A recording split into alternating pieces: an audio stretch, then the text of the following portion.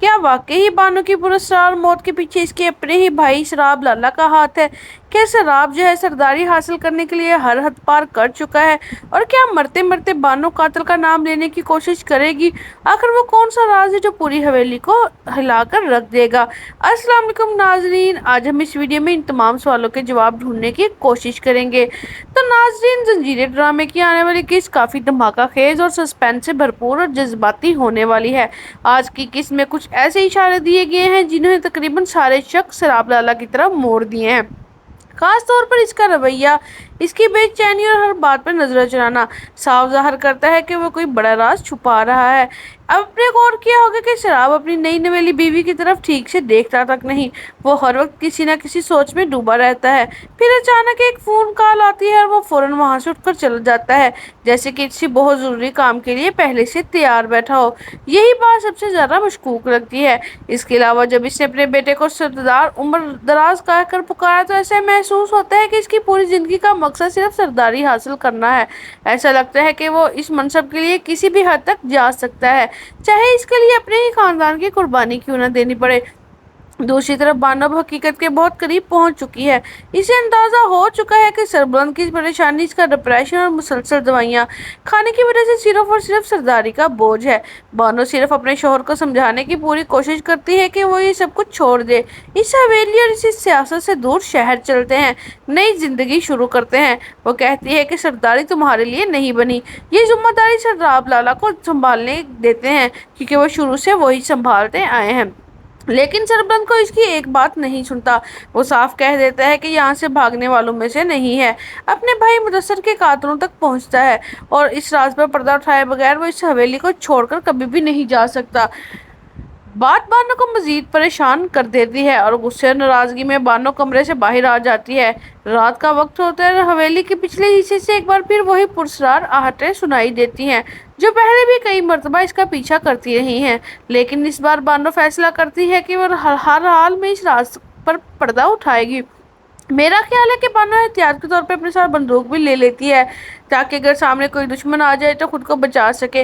वो आहिस्ता आहिस्ता कमरे की तरफ बढ़ती है जहाँ से आवाजें आ रही होती हैं। जैसे ही दरवाजा जोर से खोलती है, सामने का मंजर देखकर उसके कदमों तले जमीन निकल जाती है। वहाँ इसका सामना किसी और से नहीं बल्कि अपने भाई से होता है और इसके साथ वही मशकूक मुलाजमा भी होती है जिस पर शुरू से ही शक किया जा रहा होता है। दोनों एक साथ देखकर बानो के सारे राज उसके सामने खुल जाते हैं। ऐसी समझ आ जाती है कि हवेली में होने वाले वाकयात के पीछे शराब ही है। लेकिन शराब अच्छी तरह जानते हैं कि अगर बानो जिंदा रही तो इसका सारा खेल खत्म हो जाएगा। इसलिए वो फैसला करेगा कि अपनी बहन को हमेशा के लिए खामोश कर दिया जाए। ये सोचकर ही दिल दहल जाता है कि एक भाई सरदारी के लालच में अपनी जान से प्यारी बहन को अपने रास्ते से हटाने पर आमादा हो जाता है। इसके बाद बानो अचानक गायब हो जाएगी। अगली सुबह सब लोग डर जाएंगे तो पूरे घर में हलचल मच जाएगी। हर तरफ सिर्फ बानो की तलाश शुरू हो जाएगी। कोई इसके कमरे में जाएगा, कोई हवेली के सेहन में और कोई बाहर तलाश करेगा, लेकिन बानो का कहीं पता नहीं चलेगा। इसी दौरान वही मुलाजमा आएगी और अजीब सी बात कहेगी कि शायद बानो बीबी हवेली से बाहर चली गई हैं क्योंकि उनका ये झुमका जो है बाहर जाने वाले रास्ते से मिला है। इसकी ये बात सुनकर बीबी जान हैरान रह जाएंगी और कहेंगी कि बानो रात के वक्त हवेली से बाहर क्यों जाएगी। इधर सरबलंद भी परेशानी की हालत में सबको बताएगा कि बानो रात इसके पास आई थी, काफी परेशान थी, लेकिन अचानक कहाँ चले गई इसे मालूम नहीं।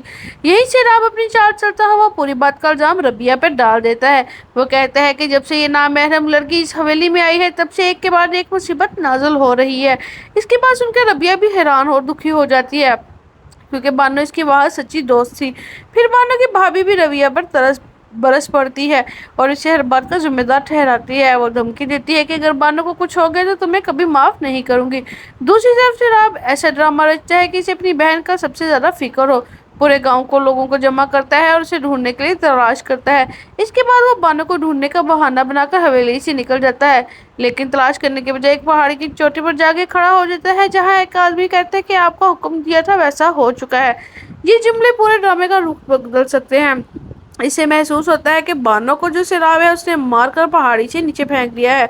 और तभी हम देखेंगे कि जो सरबलंद है वो जाकर जंगल में पहाड़ों में उसे ढूंढने की कोशिश करेगा। वहीं पर उसको बानो का दुपट्टा मिलेगा जो खून से भरा हुआ था, तो उसे समझ आ जाएगी कि बानो के साथ कुछ गलत हुआ है। जिसके बाद वो सारी खोज करेंगे और बानो जो है ना जंगल में पड़ी हुई मिलेगी, लेकिन वो बहुत ज्यादा जख्मी हालत में होगी और वो इशारों इशारों में बार बार सिराब की तरफ इशारा करते हुए कुछ कहने की कोशिश करेगी।